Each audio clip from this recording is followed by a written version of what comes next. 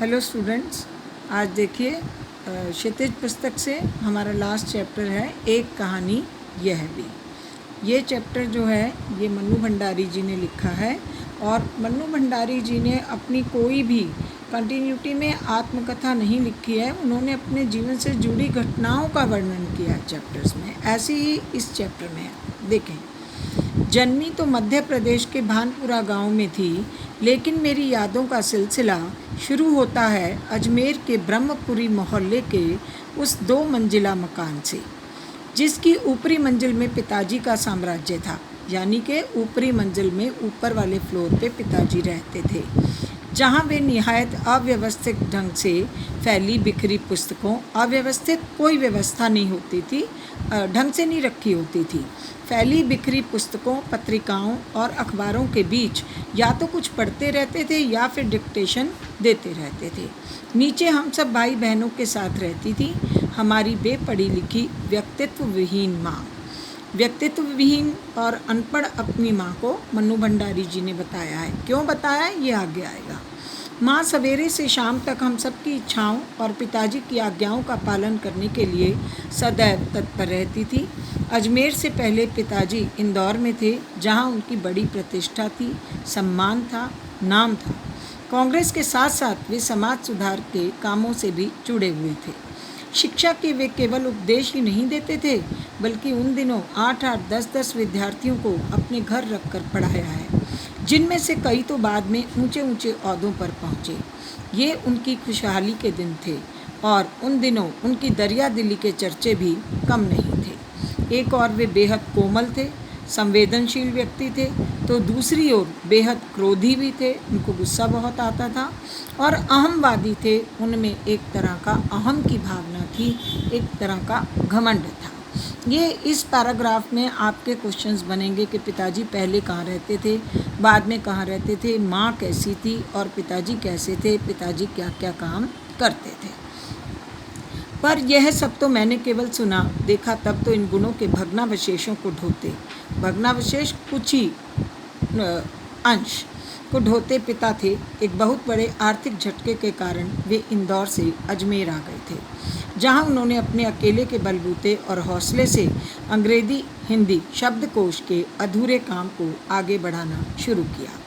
पिताजी को एक आर्थिक झटका लगा अपने ही लोगों से, जिसके कारण वे इंदौर से अजमेर आ गए और वहां पर आकर उन्होंने अंग्रेज़ी हिंदी शब्दकोश के काम को शुरू किया। इस तरह का यह अकेला शब्दकोश था। इसने इन्हें यश और प्रतिष्ठा तो बहुत दी, पर अर्थ नहीं, अर्थ मीन्स पैसा नहीं दिया, और शायद गिरती आर्थिक स्थिति ने ही उनके व्यक्तित्व के सारे सकारात्मक पहलुओं को निचोड़ना शुरू कर दिया। यानी कि जो पॉजिटिविटी उनमें थी वो उस आर्थिक स्थिति के गिरने के कारण बिल्कुल ही खराब हो गई। सिकुड़ती आर्थिक स्थिति के कारण और अधिक विस्फारित उनका अहम, बहुत ही फैला हुआ उनका घमंड अहम, उन्हें इस बात तक की अनुमति नहीं देता था कि वे कम से कम अपने बच्चों को तो अपनी आर्थिक विवशताओं का भागीदार बनाएं। नवाबी आदतें, अधूरी महत्वाकांक्षाएं, हमेशा शीर्ष पर रहने के बाद, शीर्ष पर सबसे ऊपर रहने के बाद हाशिए पर सरकते सरकते नीचे नीचे, हाशिया नीचे नीचे चले जाने की यातना क्रोध बनकर हमेशा माँ को कंपाती, थरथराती रहती थी। पिताजी परेशान रहते थे आर्थिक स्थिति खराब होने के कारण, और जिसके कारण उनको क्रोध आता था, और उस क्रोध से माँ उनकी हमेशा कांपती रहती थी। अपनों के हाथों विश्वासघात की जाने की कैसी गहरी चोटें होंगी वे, जिन्होंने आंखें मूंद कर सबका विश्वास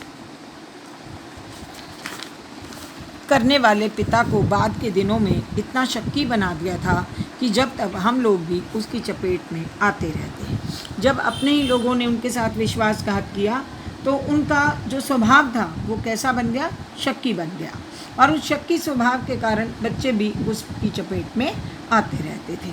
पर यह पितृगाथा, माता पिता की गाथा कहानी मैं इसलिए नहीं गा रही हूँ कि मुझे उनका गौरव गान करना है, बल्कि मैं तो यह देखना चाहती हूँ कि उनके व्यक्तित्व की कौन सी खूबी और खामियाँ मेरे व्यक्तित्व के ताने बाने में गुथी हुई हैं, या कि अनजाने अनचाहे किए उनके व्यवहार ने मेरे भीतर किन ग्रंथियों को जन्म दे दिया।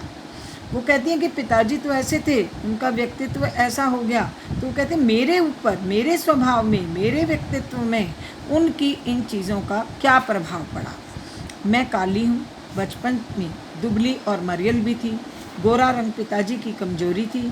सो बचपन में मुझसे 2 साल बड़ी, खूब गोरी, स्वस्थ और हंसमुख बहन सुशीला से हर बात में तुलना और फिर उसकी प्रशंसा नहीं, क्या मेरे भीतर ऐसे गहरे हीन भाव की ग्रंथि पैदा नहीं कर दी कि नाम, सम्मान और प्रतिष्ठा पाने के बावजूद आज तक मैं उससे उबर नहीं पाई। लेखिका कहती हैं कि पिताजी को गोरा रंग पसंद था, मैं काली थी और पिताजी हमेशा मेरी बड़ी बहन सुशीला से मेरी तुलना करते रहते थे, जिसके कारण मेरे अंदर इंफीरियरिटी कॉम्प्लेक्स आ गया, मेरे अंदर हीन भावना पैदा हो गई। आज भी परिचय करवाते समय जब कोई कुछ विशेषता लगाकर मेरी लेखकीय उपलब्धियों का जिक्र करने लगता है तो मैं संकोच से सिमट ही नहीं जाती, बल्कि गड़ने को हो आती हूँ। शायद अचेतन की किसी परत के नीचे दबी इसी हीन भावना के चलते मैं अपनी किसी भी उपलब्धि पर भरोसा नहीं कर पाती। लेखिका कहती है मुझे मान मिला, सम्मान मिला, मेरी उपलब्धियां बहुत अच्छी रहीं, लेकिन किसी भी उपलब्धि पर मैं भरोसा नहीं कर पाती थी, क्योंकि पिताजी के कारण जो मेरे अंदर इंफीरियरिटी कॉम्प्लेक्स आ गया था, जो हीन भावना आ गई थी, मैं उससे उबर ही नहीं पाई। सब कुछ मुझे हीन भावना के चलते, सब कुछ मुझे तुक्का ही लगता है। पिताजी के जिस शक्की स्वभाव पर मैं कभी भन्ना जाती थी, आज एकाएक अपने खंडित विश्वासों की व्यथा के नीचे मुझे उनके शक्की स्वभाव की झलक ही दिखाई देती है। बहुत अपनों के हाथों विश्वासघात की गहरी व्यथा से उपजा शक, होश संभालने के बाद से ही जिन पिताजी से किसी न किसी बात पर हमेशा मेरी टक्कर ही चलती रही, वे तो ना जाने कितने रूपों में मुझ में हैं, कहीं कुंठाओं के रूप में, कहीं प्रतिक्रिया के रूप में, तो कहीं प्रतिछाया के रूप में। केवल बाहरी भिन्नता के आधार पर अपनी परंपरा और पीढ़ियों को नकारने वालों को क्या सचमुच इस बात का बिल्कुल एहसास नहीं होता कि उनका आसन अतीत जो अभी अतीत बीता है, समय बीता है, किस कदर उनके भीतर जड़ जमाए बहता रहता है। समय का प्रवाह भले ही हमें दूसरी दिशाओं में बहा कर ले जाए, स्थितियों का दबाव भले ही हमारा रूप बदल दे, हमें पूरी तरह उससे मुक्त तो नहीं कर सकता। लेखिका कहती है हम जितनी उपलब्धियां प्राप्त कर लें, जितने भी हम बदल जाएं, लेकिन जो पहले वाली स्थिति है वह हमारे मन से नहीं निकल सकती। पिता के ठीक विपरीत थी हमारी बेपढ़ी लिखी माँ। लेखिका कहती हैं कि जैसे पिताजी थे, बिल्कुल उनकी उल्टी थी हमारी माँ। धरती से कुछ ज़्यादा ही धैर्य और सहन शक्ति थी शायद उनमें। धरती को बहुत धैर्यशाली और सहन शक्ति वाली कहा जाता है। तो लेखिका कहती हैं कि जितनी धरती धैर्यशाली होती है, सहनशील होती है, उतनी ही हमारी माँ भी थी। पिताजी की हर जाति को अपना प्राप्य और बच्चों की हर अनुचित फरमाइश और ज़िद को अपना फर्ज समझकर बड़े सहज भाव से स्वीकार करती थी। कहती है कि पिताजी की हर जाति को वो सहन करती थी, कहती थी कोई बात नहीं, और जो बच्चे भी उचित या अनुचित फरमाइशें करते थे उनकी ज़िद को पूरा किया करती थी। उन्होंने ज़िंदगी भर अपने लिए कुछ मांगा नहीं, चाहा नहीं, केवल दिया ही दिया।